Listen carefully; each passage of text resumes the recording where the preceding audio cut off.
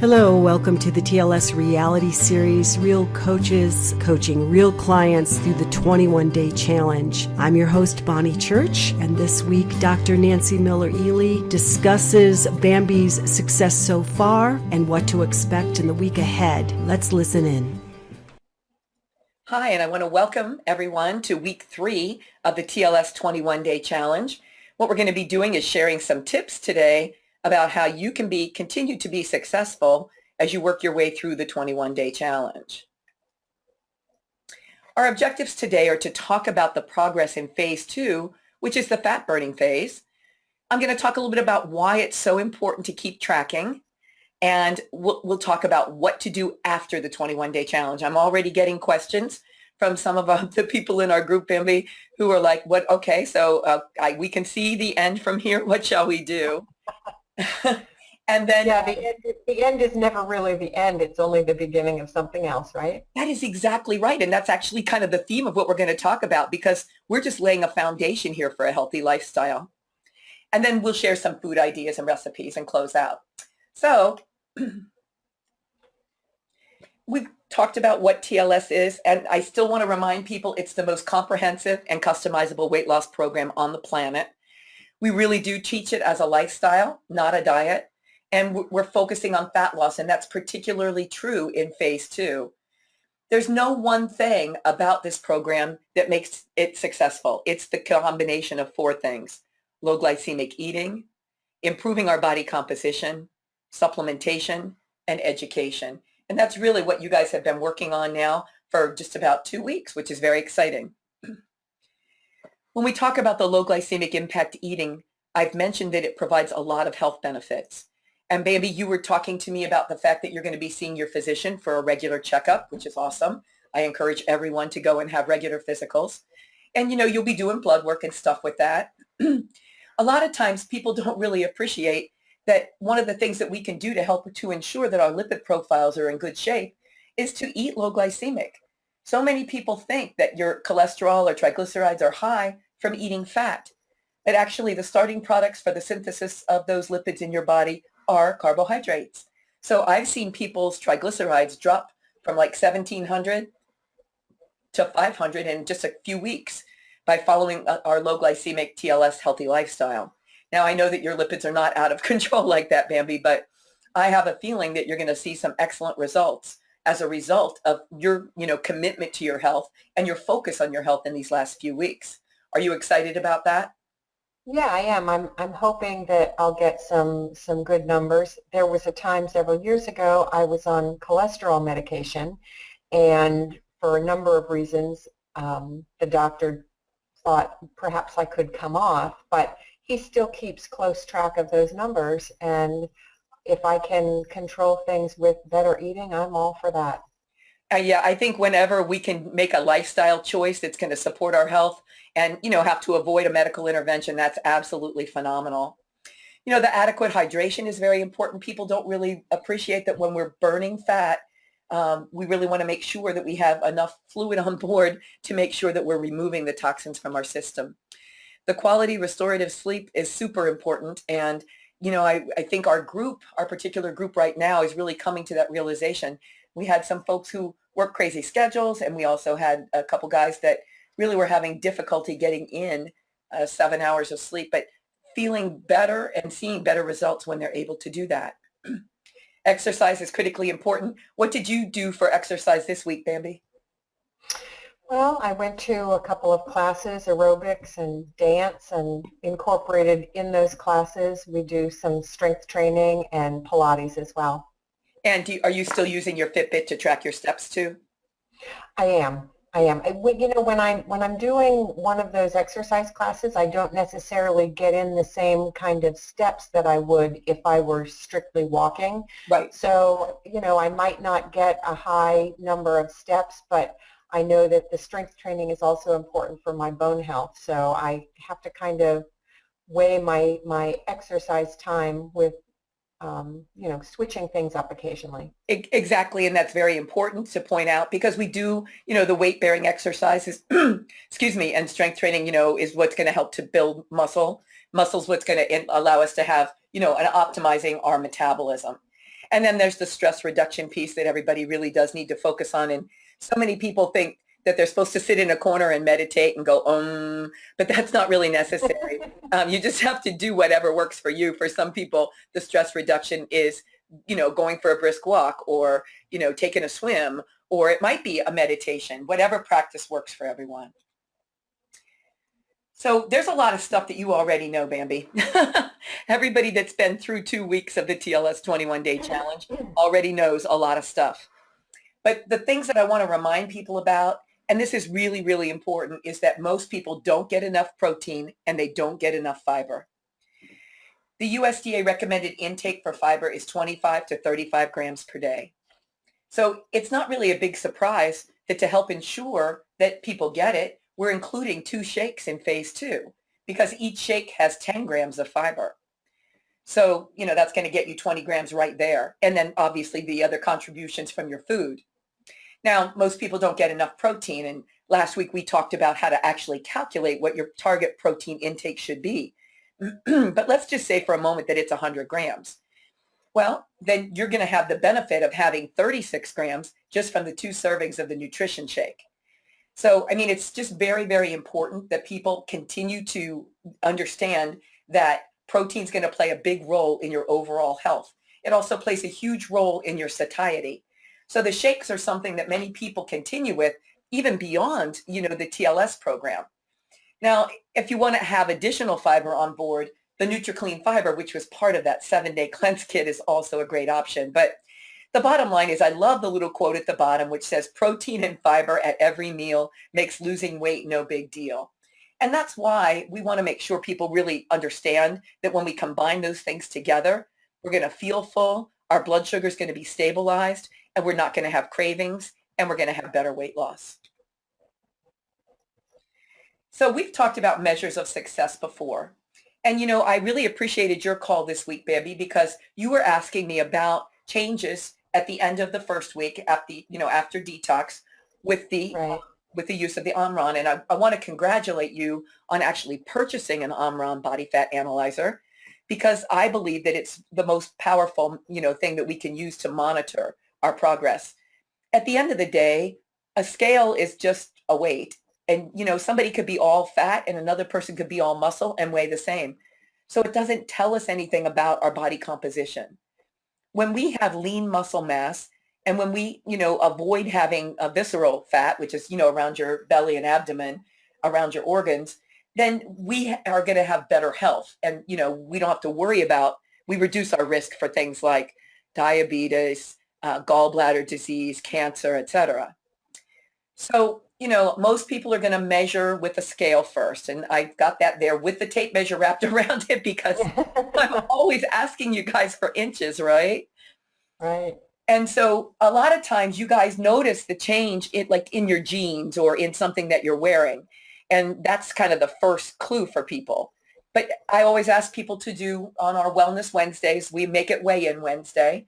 And so that's when you guys are reporting your progress. Now, you reported to me that you were concerned because during that first week, your body fat actually went up slightly.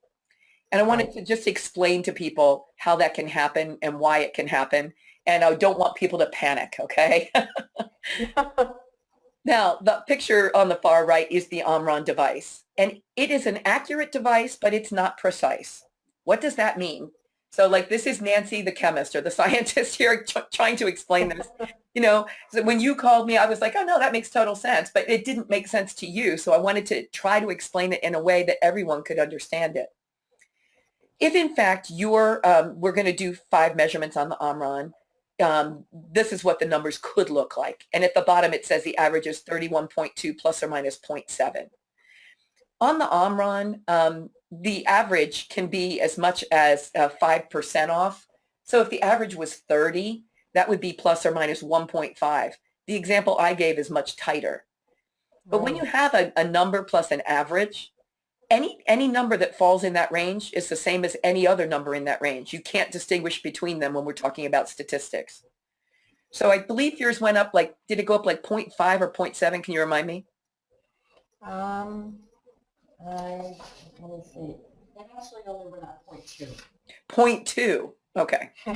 But was a number and it was I higher. know it's a number and it went higher. It's really good that we're talking about it because the same thing can happen on the scale, Bambi, and people get Right. like freaked out. So no, this is good that we're talking about it. So the point is that those two numbers just weren't statistically significantly different.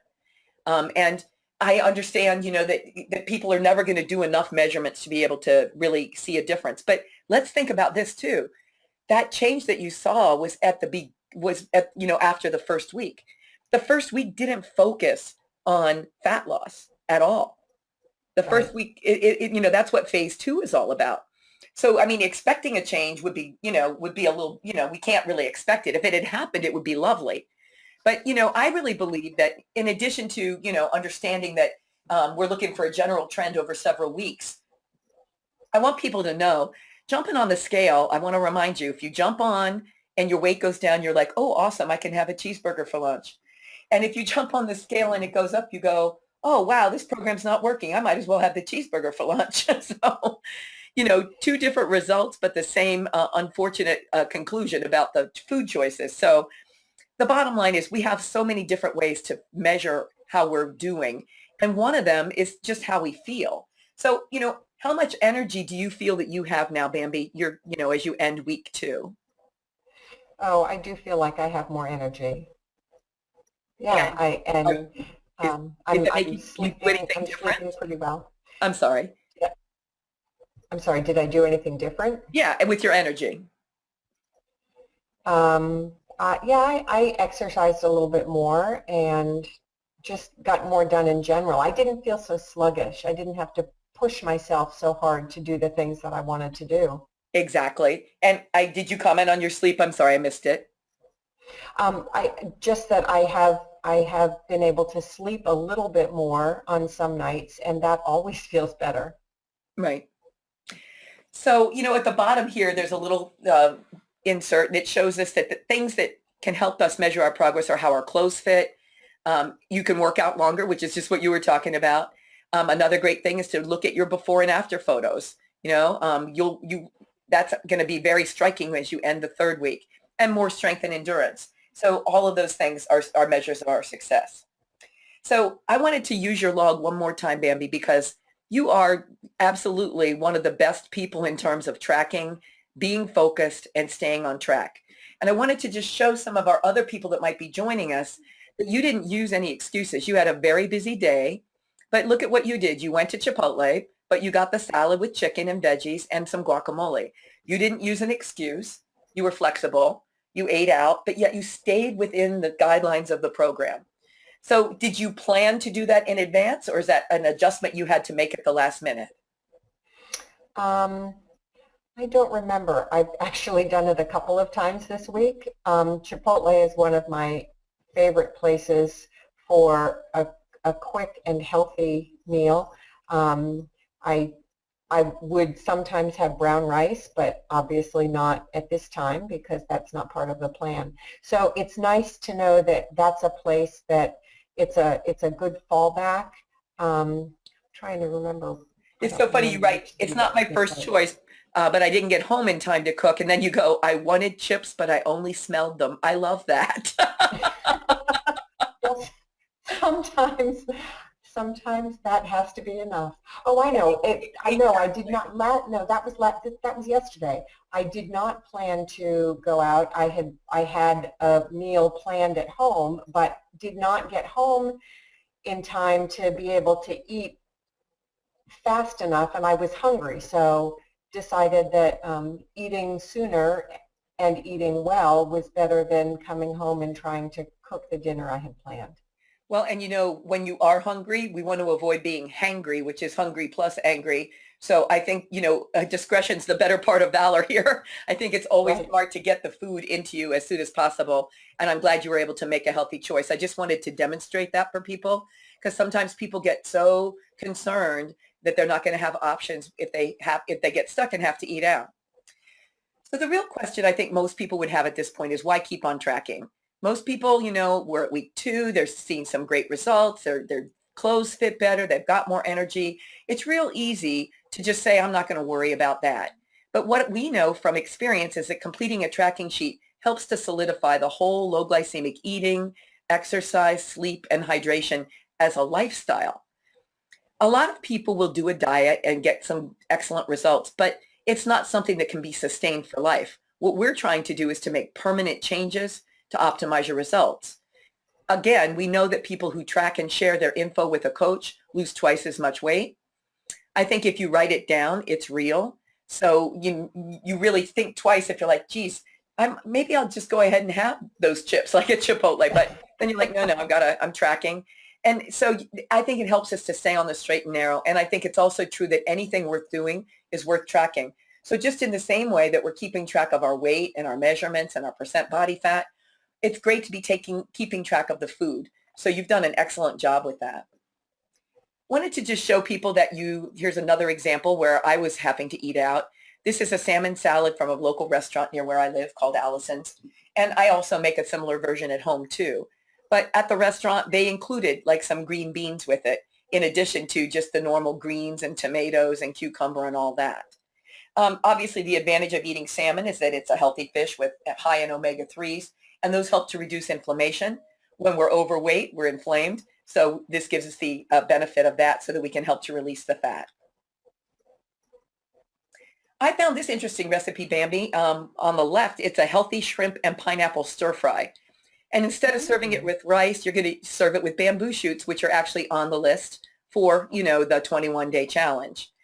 And I'll put that recipe, I'll put a link up for that, or you can probably just Google it and find it. Also a green smoothie. I like to do that with 2 scoops of the vanilla TLS shake, 6 to 10 strawberries, depending on the size, a handful of spinach, a scoop of our complete greens, and then some ice and water. And that's pretty delicious as something that you can try. My personal feeling is, why have a shake when I can add veggies to it and get some benefits? Yeah. So the most common question I get is, what happens after phase 2? Well, if somebody's at their weight loss goal, well, congratulations. And at that point, I would provide them with a continued commitment menu plan so that they continue on their path of healthy eating and still have the right foods to choose from. If someone's not at their goal, then I would help them with customized suggestions. And that's what any of the TLS coaches would do. I like to suggest that people take the weight loss profile on tlsslim.com, and I'll provide you with a direct link. I think it'd be fun to do an update for you and see where you are. I think every time we consider what somebody's going to do, we want to make sure that we're providing suggestions that are based on your budget, your commitment level, and your time frame. So you were telling me, Bambi, that you had the benefit of trying on a dress this week for a special event, and it was fitting pretty well. Tell me, is that one of your metrics, or could it be a metric for success? Oh, I think so, because, if you have, I have a closet full of clothes, and some fit fine and some are just snugger than I would want them to be, and so I don't choose those clothes. And we have a special event that we're thinking of going to at the end of April, and I thought, oh gee, if we go, I could wear that dress. And so the other day I put it on and thought, yeah, I can't wear that dress unless I feel good in it. Right. And so I decided that I could get away with wearing it, but I would like it to fit just a little bit less snugly. And so it's good that I'm on this plan, that I'm working towards that goal of being able to fit into not only that dress well, but a few other spring and summer things that are also in my closet waiting to be worn. It's so important that we feel comfortable in our clothes and in our own skin, right? Because right. At the end of the day, that's part of who we are and how we carry ourselves and how we present to the world. So yeah, I totally agree with you. And I like the idea of, that first of all, congratulations that it fits better. You're like, woohoo, I can get in it. I know. and now it's just a matter of tweaking things a little bit more. So with that in mind, realizing that you're not exactly perfectly at your goal, after the 21-day challenge, what I would recommend is that you would move to our rapid results menu plan. And rapid results, if you do that you could do it for 4 to 6 weeks. People can do it for longer, but I don't think that would be necessary, because I know where you are in your journey. Right. The good news about rapid results is that you gain back dairy and nuts but you still don't get any grains. Oh, Oh, yeah. Well, here's that's the thing. okay. Here's the thing about those grains, Bambi, that I want to just be clear about. Let's say you really needed some, you wanted to make something, almond flour would fit because of the nuts. So there is a little bit of latitude there that I think most people don't think about. I think everybody's thinking about flour, but you and I are celiac, so we don't think about regular flour anyway. But the almond flour is a pretty cool option for us.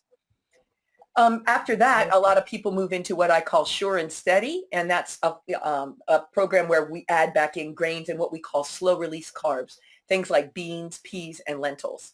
And then once somebody's at their goal, again, we would recommend the continued commitment. But I think rapid results would be great. I mean, you've already got this discipline. You already avoided the chips at Chipotle. So I think, if you can't commit to 4 weeks of it, could you commit to 2 weeks of rapid results at this point?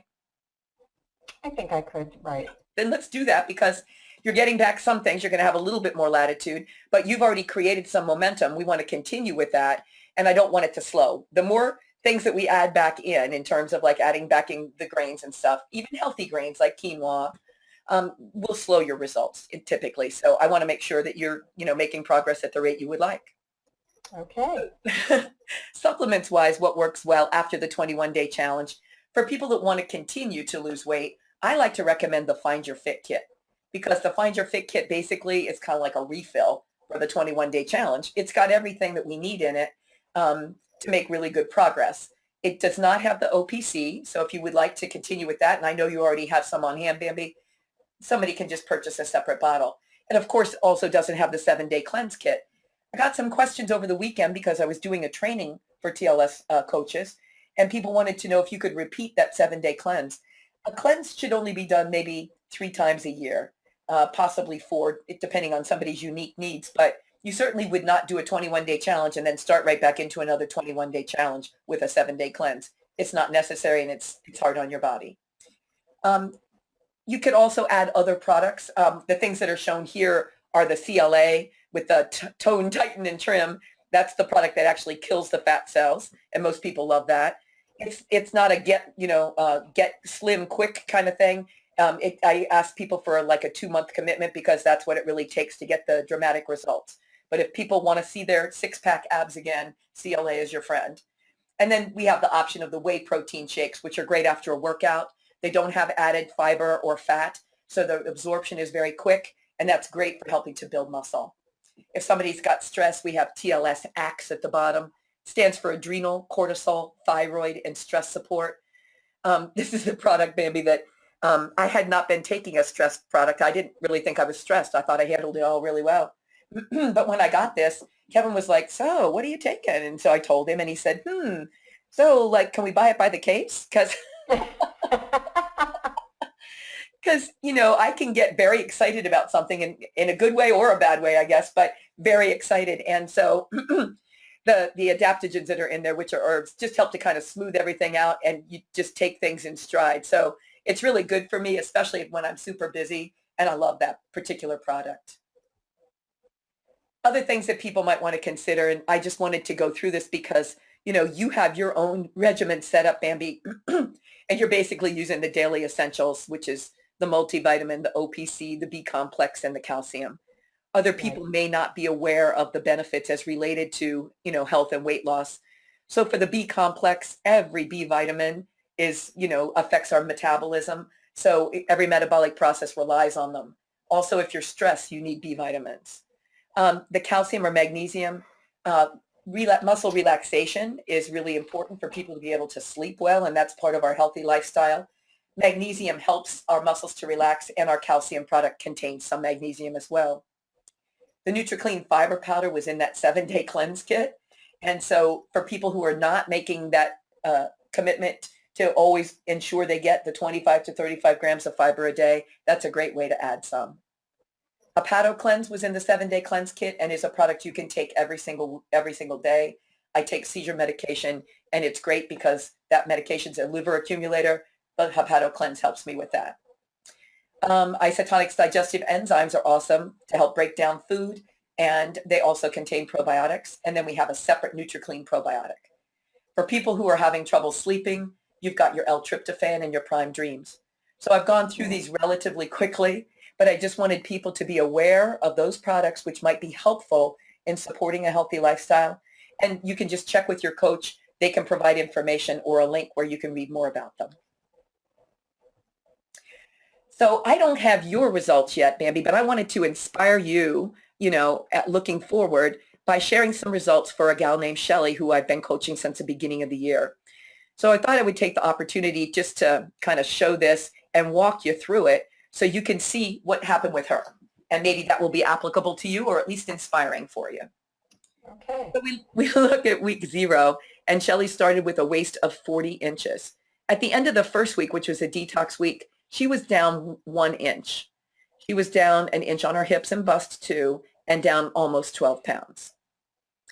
By the end of the 21-day challenge, she had lost an additional 5 inches from her waist. How can that be, Nance? Well, obviously, Shelly had some grain sensitivity, and when those were removed from her diet, I believe that that's what led to this dramatic. Also, remember that phase 2 focuses on fat loss.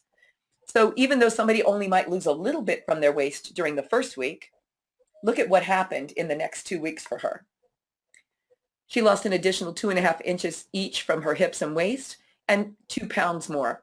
Now, I want to really highlight that, Bambi, because she only lost 2 pounds in the next 2 weeks. But I don't know how you feel, but I personally would be happy with a 2-pound weight loss if it was going to give me 2 inches off my hips and 6 inches off my waist. What do you think? Sure, that sounds great.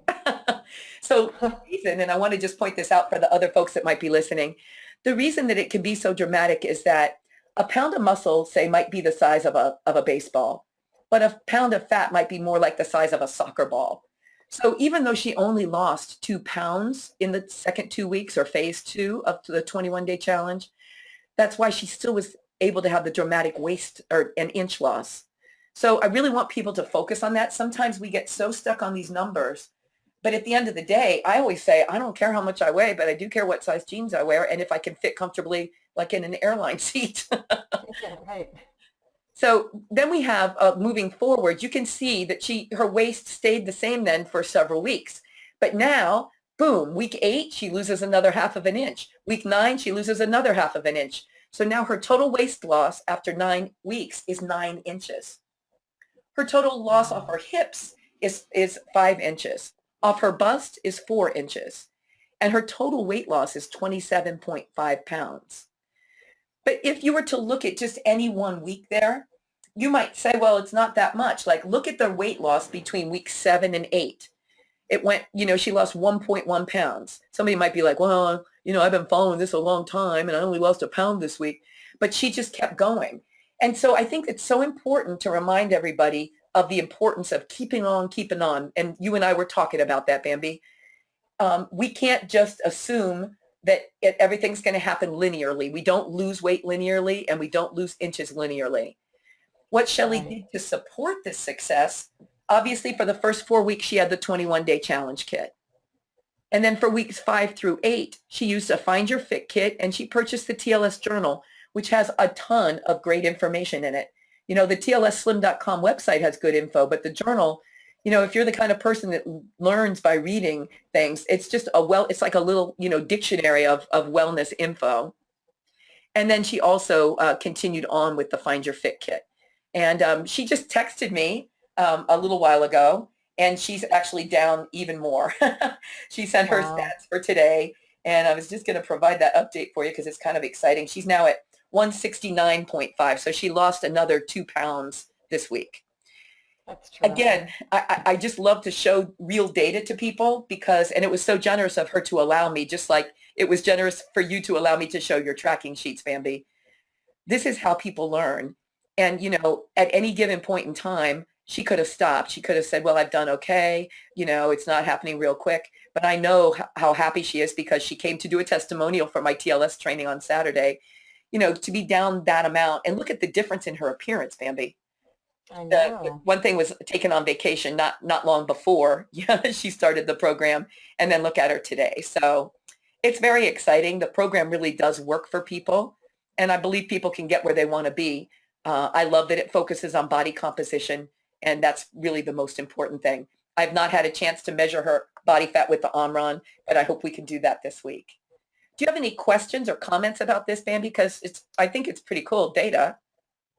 I think it's great. The one question I have, I know that in Shelley's case in particular, you've mentioned before, and I'm sure this happens with a number of your clients, that with such a great loss of inches initially, you say that clues you in that perhaps they're carb sensitive. Yes. Okay. So, do I have that correctly? So my question then becomes, as someone moves on in the program and perhaps goes to another meal plan and then another meal plan, if someone is carb sensitive, how does the long term look in terms of what kinds of food they should continue to avoid? That's an excellent question, Bambi, and I'm so glad you asked it, because as I spoke here, I spoke about the kits that she used, but I didn't mention the menu plan. So I think I mentioned it just briefly, but right.